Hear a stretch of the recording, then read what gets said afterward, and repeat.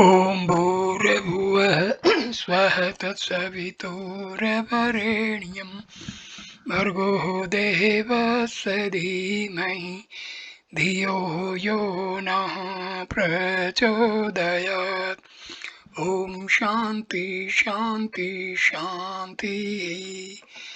Namaste my dear friends.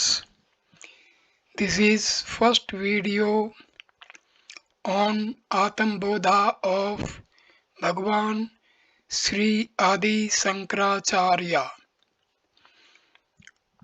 I start this video from the first stanza. Tapobhi akshin papanam shantanam vitraginam mumukshunam me pekshvaya mamtam bodho vidhiyate. Tapobhi by austerities, akshin papanam for those who have purified themselves, shantanam for those who are calm, vitraginam for those who are free from cravings, mumukshunam for those who are desirous of liberation, apeksha worthy of attending. I am this Atambodh knowledge of the self, vidhiyate being composed by me. I am composing the Atma Bodha, this treatise of the knowledge of the self, for those who have purified themselves by austerities and are peaceful in heart and calm, who are free from cravings and are desirous of liberation. As a preamble, Sri Shankara, the great world teacher, himself a person of full realization, lays down certain qualifications for those who wish to take up the study of this text. The stanza also indicates the four aspects of the theme discussed, technically called as the Anubandha Chatushtayam.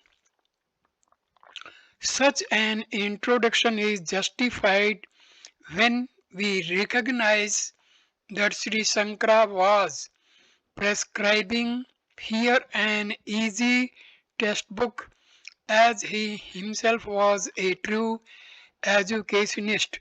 He knew what type of students he has in his mind to whom he wanted to deliver the lessons.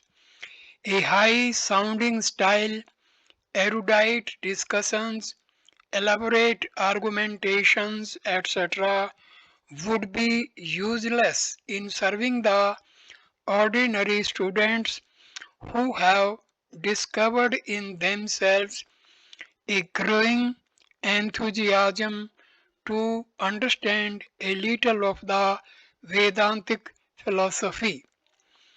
In the stanza, the term Atambodha suggests the subject dealt with the word mumukshu, seeker of burning aspirations, suggests that the object aimed at is the emancipation of the individuality from all its sense of bondage, and those who are fit for the study of this text are those who have all the four qualifications: a. Discrimination of the real and the unreal, b. Detachment from the unreal, c. The sixfold wealth of goodness such as calmness, etc., and lastly d. The compelling desire for self rediscovery. One can claim to have read volumes of books and exhausted a library full of the printed matter from its shelves, yet he may still be useless in the practical application of his knowledge. In the study of philosophy, a mere book knowledge will be ineffective when the man of study enters the field of activities. Every earnest seeker must digest the knowledge gained until they grow in him into convictions which can then be translated into actions. When a book is written by a teacher, it is always intended for a certain type of students he has in his mind. Every textbook is addressed to a certain class of students having some qualities. They alone will be most benefited by that given textbook. In the opening stanza of the Atma Bodha, Sankara is trying to explain who are to be his audience, whom alone he is addressing in this tiny book. Every attempt at living in self control in all our contacts with the outer world, wherein all the efforts are dedicated for the high purpose of evolving ourselves into a diviner being, is called tapas. From pilgrimage and fasting to japa and dhyana, all spiritual endeavors at self control are different types of tapas. Through these methods, one's sins, papas, become weaker. Sin is not an action in itself, but it is the tendency, vasana, to live and think negatively, which is left over in our mind as a result of our own wrong actions. These sinful tendencies become weak when for a time we practice self control. When we have thus quietened our physical agitations through conscious and divinely dedicated self control, tapas, the natural result is a growing sense of calmness in the bosom. And when a mind has thus calmed down, in it the rate of fluctuations created by desires and attachments will also get reduced to a minimum. An individual who has thus a weakened his wrong tendencies through tapas b, who has consequently found in himself a relatively greater mental calmness, c, in whom the desire agitations are temporarily at rest. If he be D, one who is a sincere seeker wanting to liberate himself from his non personality shackles felt in his own within, he is the one who is fit for the study of the Atma Bodha. This stanza does not disqualify anyone from reading and studying the text, but only suggests items of inner adjustments by which a student can make himself better tuned up to the contents of this book and come to understand better the theme discussed in it. Stanza number 2. बोधो अन्य साधनेभ्यो हि साक्ष्य अन्यो अक्षि साधनम पाक्ष वही वज्ञानम बिना मोक्षो न सिद्धति. Both knowledge of the self, अन्य साधनेभ्य, in comparison with other contributory causes. He, indeed, saksat, direct, moksik sadhanam, the one means for liberation, pakse, for cooking, vannihivat, just as the fire, jnanam, knowledge, bina, without, moksha, emancipation, nay not, siddhati, to be accomplished. Just as the fire is the direct cause for cooking, so without knowledge, no emancipation can be had. Compared with all other forms of discipline, knowledge of the self is the one direct means for liberation.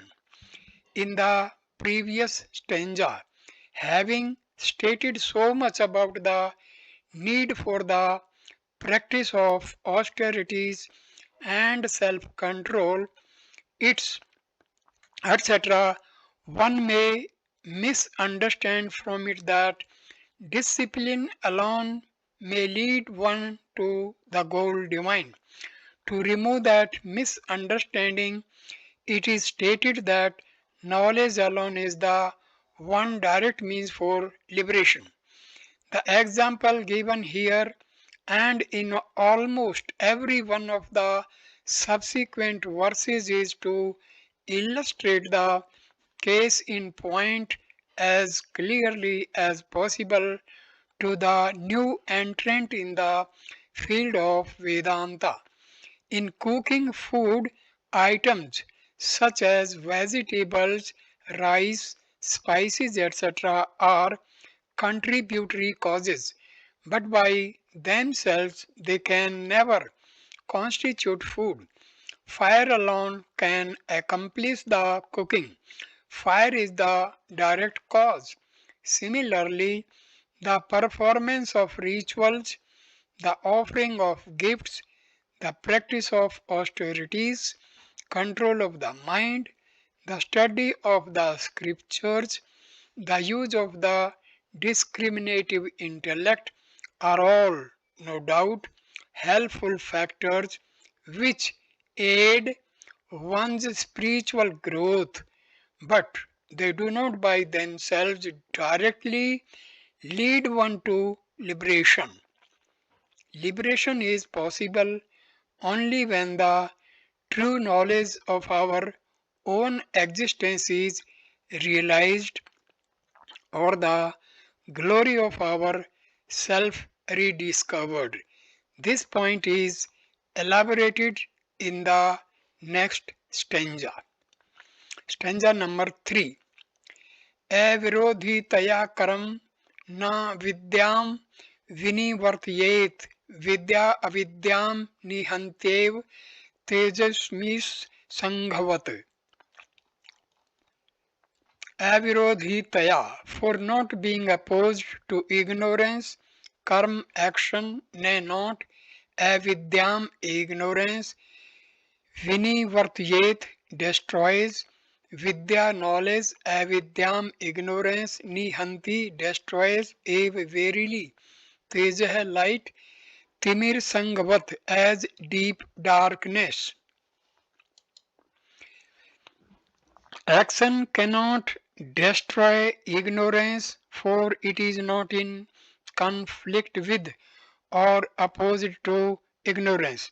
Knowledge does verily destroy ignorance as light destroys deep darkness.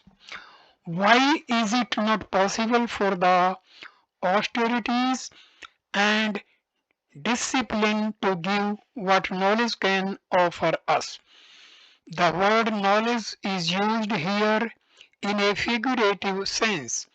The attainment of knowledge really means the rediscovery of the self in us which has never been non existent. It is like the dreamer gaining the knowledge of the waker, then alone can the dreamer's dream sorrows end. If the Atman be, as described in the scriptures, ever present, all pervasive and complete, etc., then it is not to be striven for and obtained from somewhere, because it is already within us. Therefore, even divine actions do not, in the sense of a direct cause and effect, lead to the knowledge of the self. It only helps to clean the inner equipments of perception, the mirror in which we can see the true and the real nature of our own self. Supposing there is a room in darkness, sweep it for hours, or let an army of men carry the darkness in baskets and pour it out, the room will be still in darkness. Sweeping is not the right method of removing darkness. Now let us take a light in our hand and enter the dark chamber. However thick the darkness be, in a moment it will be illumined.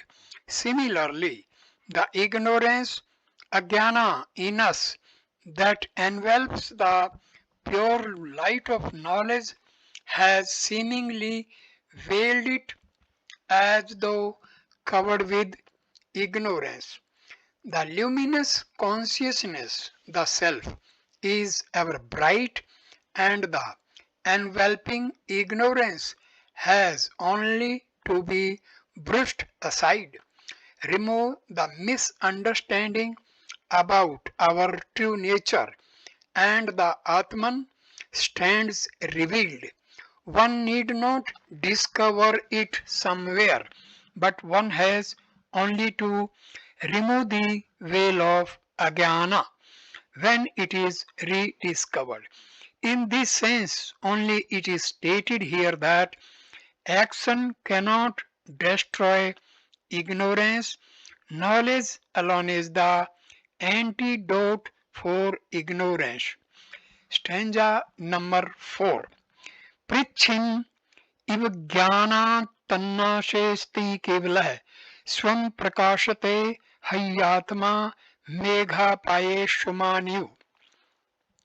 Prichinne, finite, if, as if, ajnanat, because of ignorance, tat, that, nase sati, when destroyed, kevalah, alone, swam by itself, prakashate, reveals, he, verily, atma, the self, megha, clouds, apaye, when pass away, anshuman, the sun, if, like. The soul appears to be finite because of ignorance. When ignorance is destroyed, the self, which does not admit of any multiplicity, truly reveals itself by itself like the sun when the clouds pass away. Practically, the same main idea contained in the last stanza is elaborated here when it was stated that knowledge alone destroys ignorance. It suggested that mere ritualistic actions in themselves could not bring about the desired result. We need not make the sun shine by any means whatsoever. It is ever bright, high up in the sky, by itself illumining the world all the seasons round. It is the passing clouds that hide the vision and glory of this life-giving luminary, the sun. As the clouds pass away, the sun behind gets revealed. The sun is infinite. There is in fact no multiplicity or plurality in that one homogeneous being, the wielder of all destiny. But it is because of our misunderstanding and the consequent superimpositions that we come to labor under the ignorance about this Supreme Being. It alone exists as the illuminator, and it alone makes its presence known by its life giving powers. Truly, therefore, this Atman in its supreme glory is unparalleled in its existence and reveals in its own Sat Chit nature by itself. Those who are qualified to experience this truth are those who have no clinging attachment to the enchanting objects of the world outside. Stanza number 5. Agyan kalusham jivam jnana abhyas sadhi nirmalam kritva jnanam swam nashe jalam kat karenu vat. Agyan kalusham, stand by ignorance, jivam, jivatma, the self that has been contaminated by ignorance, jnana abhyasat, from constant practice of knowledge, vinirmalam, pure, kritva, having made, jnanam, knowledge, swam itself, nashet, disappears, jalam, water, kat karenuvat, as the powder of the katka nut. Constant practice of knowledge purifies the self jivatman. Stand by ignorance and then disappears itself as the powder of the katka nut settles down after it has cleansed the muddy water. An individual is here in this stanza defined as the self that has been contaminated by the ignorance. Spiritual ignorance gives rise to the agitations of the intellect and the blabberings of the mind. The mind intellect equipment reflects the light of consciousness, and the self thus conditioned in the mind and intellect is the individuality jiva. The one suffering the limitations of matter is this ego, which is comparable with our own reflections that we see in mirrors. It is but natural that we look distorted if the reflecting surfaces are concave or convex. The ugliness of our reflections can end only when the reflecting surfaces are either destroyed or straightened.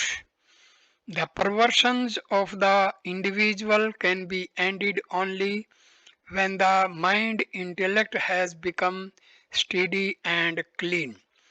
An absolutely cleaned and steadied mind is no more a mind, since mind is but the thought flow.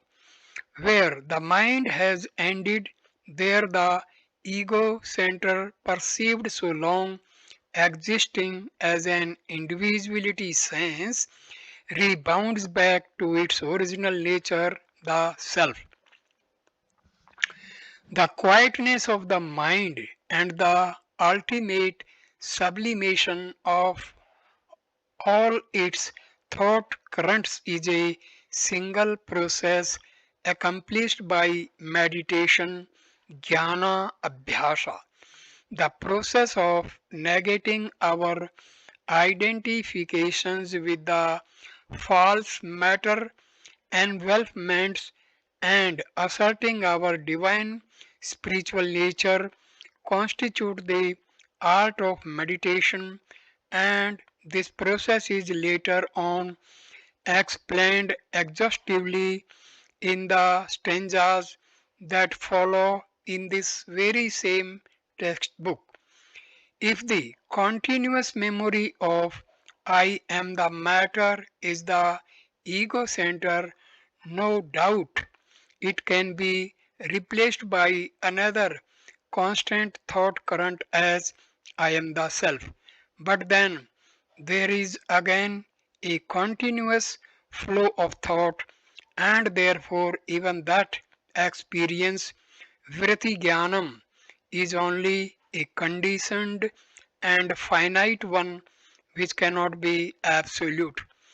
This doubt is answered in the stanza under discussion when it says that meditation, after having sublimated the mind, ends itself.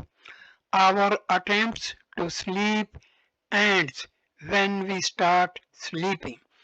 The example given here is of the cleaning nut, the powder of which was used in ancient India for cleaning muddy water. During the rainy season, when the well or river waters were all muddy, they used to put the katka dust or the surface of the water in their buckets. The powder becomes slightly slimy and forms a continuous film. Being denser, it settles down, carrying along with it all the minute particles of dirt held suspended in the water. In this process, not only the dirt goes down, but the agent we had used also settles down, leaving the clear water in the bucket, which can be decanted and used. In modern times, we use in towns a little alum which also acts much the same way. Stanza number 6. संसारः स्वपन तुल्यो ही राग द्वेषादि संकुलः सब काले सत्यवद भाति प्रबोधे सत्यम सद भवेत्.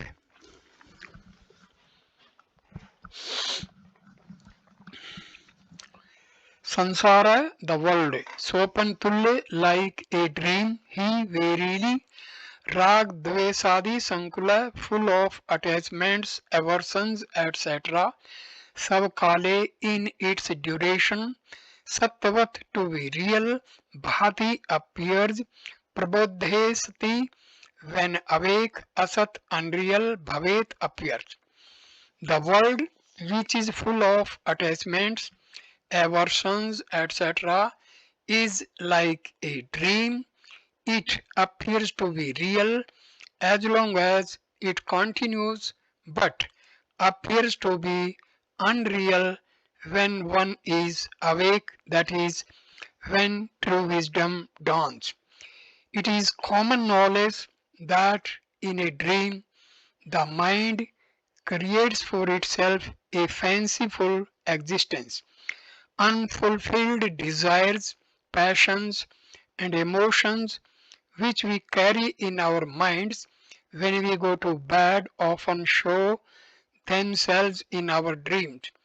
That's why he who has a balanced mind and who has brought his mind well under control, who is not tossed by anger, pride, and petty jealousies, likes and dislikes, does not wander away into wild dreams created by his feeble mind. It is the weak person that is a victim of this unhealthy sign of unfulfilled desires and thoughts. In the dream world, we have a variety of experiences. In the waking state also, experiences exist, but we are not prepared to accept the waking state as a prolonged dream. The reason is the firm grip which avidya has over us, preventing us from accepting the reality of the real. We are not fully qualified ourselves to understand and realize the ephemeral nature of the existence of the objects around us and of our own exact relationship with our body, mind, and intellect. The dream is quite real to us so long as we are in it. When once we wake up from it, we realize the unreality of the entire experience. Similarly, when once we go deep into the layers of the matter envelopments and experience the all pervading spirit, the pluralistic existence rolls off and we feel awakened to that supreme self which alone is therefore experienced as the real. Therefore, awake from the unreal existence by tearing asunder the ignorance avidya that is covering the real knowledge, and let us realize the blissful nature of our own self. Stanza number 7. ताव सत्यम जगत जगत भाति शक्ति का रजतम यथा यावन्न ज्ञायते ब्रह्म सर्वा अधिष्ठान द्वयम. Tavat as a correlative of Yavat so long as Satyam true, Jagat Jagat Sansar. Bhati appears Shukti ka Rajatam silver in the mother of pearl, Yatha like Yavat as a relative of Tavat as long as Ne not Gyayate is realized, Brahma Sarv Adhishtanam the substratum for all, Advayam, one without a second. The Jagat appears to be true, Satyam, so long as Brahma, the substratum, the basis of all this creation is not realized. It is like the illusion of silver in the mother of pearl. Jagat is not to be understood as the gross outer world only, as we usually conceive it to be. It is the total experience of an individual in the three states of existence, the waking, dream, and the deep sleep states, experienced through the different types of equipments, physical, mental, and intellectual. In short, Jagat includes the world of objects cognized for enjoyment as forms, smells, etc., through the sense organs as feelings and emotions experienced by the mind and as ideas and ideology, ideologies lived by the intellect. The total experiences gained through our gross, subtle and causal bodies is Jagat. As long as one has not entered into the divine state of God consciousness through the realization of the one absolute truth, which is the substratum for all, Sarvadhistam, which pervades all manifestations, so long does the Jagat appear to be very true and fully real. As long as we are in the dream state, we cannot disbelieve that the dream we are experiencing is unreal. When once we get up from the dream, we do not again mourn for what we might have lost in the dream or rejoice over what we might have gained therein. Also, just as on waking up all the variety experienced in the dream state vanishes to become one with the waking mind, so too on our spiritual awakening, all the plurality of this multiple world and all our different experiences will merge into that one supreme essence, the substratum for everything. When we have realized this supreme truth and have begun to experience the presence of the eternal God principle, the infinite reality, the highest plane of pure consciousness which runs in and through us and everywhere, we no more mistake the Jagat as real or as existing apart from that. Just as we no more mistake the mother of pearl to be a silver piece when we have once recognized its worthless calcium content. In the illusion of a snake on a rope, without the rope, the substratum, the superimposition of the snake is impossible. Likewise, without the self, the supreme, which is immortal, imperceptible, and changeless, and which is referred to here as the substratum adhishtan, even the delusion of a Jagat is not possible. Stanza 8. उपादाने अखिल धारे जगन्ति परमेश्वरे सर्ग स्थिति यात बुद्बुदानी वारिणी. Upadane, which is the material cause. Akhiladhare, which is the sport of everything. Jaganti, the words. Parmeshware, in the Supreme Self. Sargas Sthiti Yan, rising, existing, and dissolving. Yanti, pass away. Budbudani, bubbles, if like Varini, in the water. Like bubbles in the water, the worlds rise, exist, and dissolve in the Supreme Self, which is the material cause and the prop of everything. The Hindu thinkers of the past seem to have given a more serious attention to the principle of creation than many of the other religionists. Their acute analytical approach to problems of life can, in its thoroughness and completeness, beat even many of the modern scientific methods. Nothing new is ever created by anyone. The change of forms, name, nature, and conditions is all that is creation.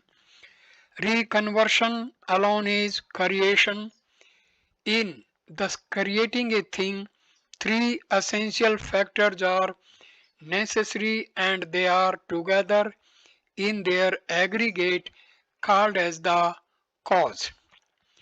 In any creation, three types of causes must come into play: the material cause, the efficient cause, and the instrumental cause. In the case of a potter making a pot on his wheel with mud, the potter is the efficient cause, the wheel is the instrumental cause, and the mud is the material cause. Upadana Karana. In all pot creations in the world, the potter is separate from the mud in the creative process of the finite emerging from the inf- infinite. The material cause and the efficient cause are one and the same. Just as bubbles in water are but water rising in water, existing in water, and when they burst, merging back to become water, so too are the plurality cognized by the body, mind, intellect, all a play of names and forms upon the infinite consciousness, the eternal substratum divine. But the Supreme Brahma undergoes no change. It being absolute, it can suffer no modification in itself. How can then the world of multiplicity originate from that Brahma? It can only be an appearance. There is no real manifestation, surely no factual creation. Stanza number 9. सच्चिदात्म new श्रूयते नित्ये विष्णु परकल्पितः वक्तयो विविध्या सर्वा हाटके कटकादिवत सच्चिदानंद आत्मनि whose nature is existence, intelligence, anusayute, which is all pervading, nitya, eternal, Vishnu, upon Vishnu, one whose stride is the largest, parkalpitaha, projected by imagination, vaktavya, manifested, vividha, manifold, sarvaha, all heart ke, out of gold, katka divate, just as bracelets and other ornaments. All the manifested world of things and beings are projected by imagination upon the substratum which is the eternal. All pervading Vishnu, whose nature is existence, intelligence, just as the different ornaments are all made out of the same gold. An ordinary gross mind can never lift itself up to grasp easily the subtle truths of the highest Vedanta. Very frequently, innumerable examples are to be repeated to push the subtle philosophical ideas into the comprehension of an ordinary intellect. When they are quite apt, the students become pleasantly aghast at the revelations and the truth becomes more and more clear to them. In any creation, there must be, as we have already noted, three fundamental and separate causes. A. The material cause or the raw material. B. The instrumental causes, the equipment with which the object is created. And C. The efficient cause, the intelligence that creates or works at the material with the instruments. In all creations, the three causes exist separately and the material cause transforms itself into the created new thing. But in the case of the creation of the world, the objects created are not different from the creator. The material cause, the one supreme Paramatman itself manifest as different objects, for in the infinitude of its existence there cannot be a second infinite. The waves in the ocean cannot claim a separate existence apart from the waters of the ocean. Likewise, this outer world and our own world of experiences in the physical, mental, and intellectual spheres rise from, exist in, and merge back into that one supreme awareness which glows in everybody, and like the bubbles that forms and burst upon the surface of the water, different experiences in different bosoms rise and fall before that one consciousness.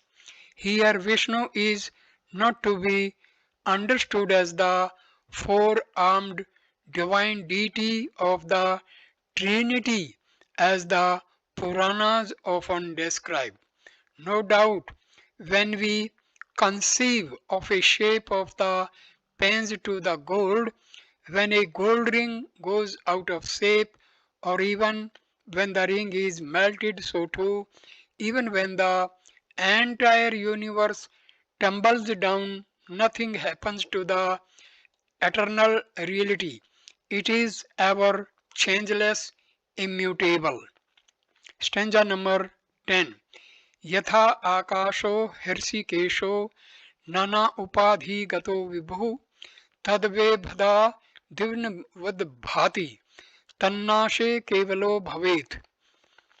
यथा, just as, आकाशः space है, Hrishikesh the omnipresent truth, nanopadhigata associated with various conditionings, vibhu the all pervading,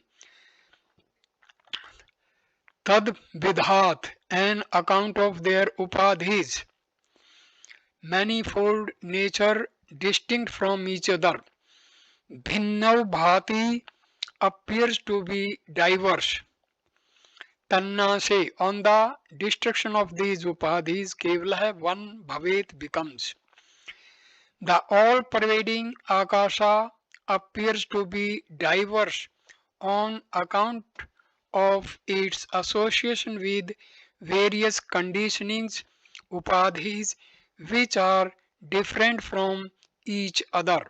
Space becomes one on the destruction of these limiting adjuncts, so also the omnipresent.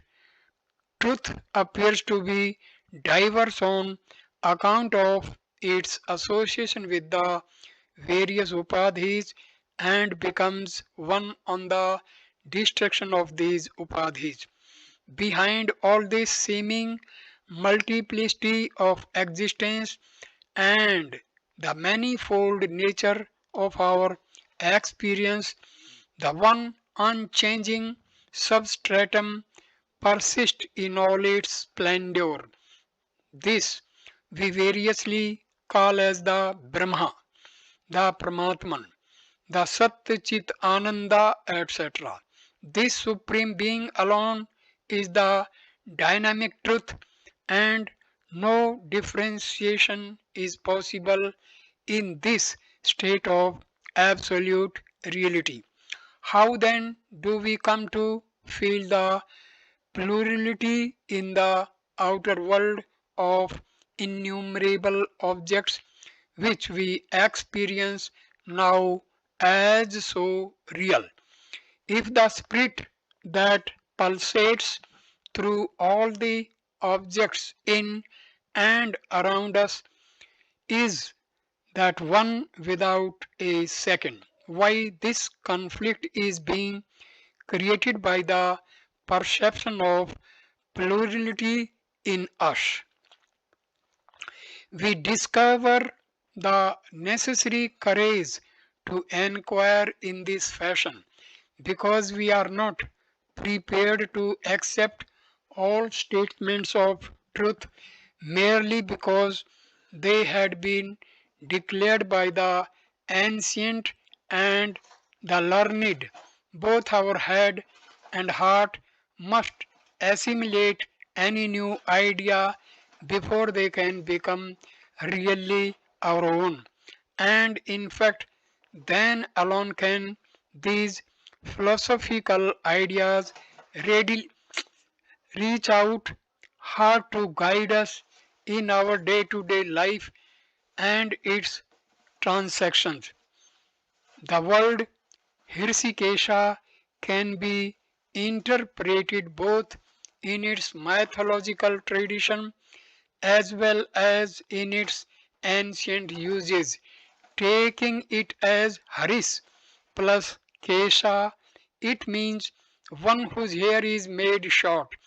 In the battlefield at Kurukshetra, we meet the Lord with all his curly hairs rolled up or clipped.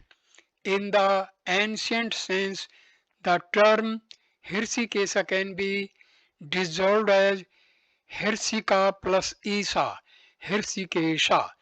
No doubt, Hirsika is an old and obsolete word meaning sense organs, and so the epithet means Lord of our sense organs. The sense organs can function only so long as the life exists in us. So long as the self, which is the Lord of the senses, reigns in this body, so long only are we enabled to see, smell, touch, speak, etc. It is the one and only spark of life that pervades everything. Without the flow of its enlivening spirit, nothing will operate in this body or exist in the outside world. That principle of life, that universal spirit, that all pervading Brahma is worthily called Vibhu, meaning the all pervading. This all pervading Vibhu truth, the Brahma, appears to be the pluralistic world as we have many times stated because of the various conditionings, upadhis, through which it functions.